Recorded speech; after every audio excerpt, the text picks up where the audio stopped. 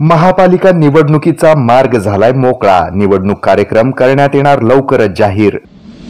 मुख्यमंत्री देवेंद्र फडणवीस यांनी साधला शरद पवार यांच्यावर निशाणा। ईव्हीएम वरील संशयाबाबत भूमिका व्यक्त करत दिली स्पष्टोक्ती।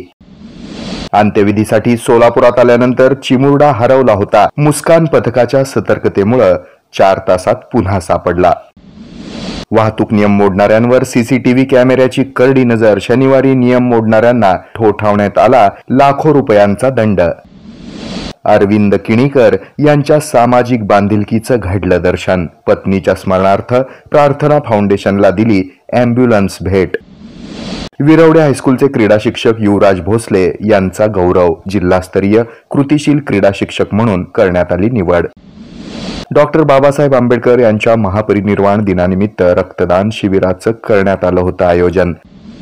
प्रार्थना समूह बहुउद्देशीय संस्थेनं जपली सामाजिक बांधिलकी। श्री क्षेत्र बाळे येथील खंडोबा यात्रेनिमित्त विविध धार्मिक कार्यक्रमांचं आयोजन। षडरात्री उत्सवाचा करण्यात आलाय समारोप।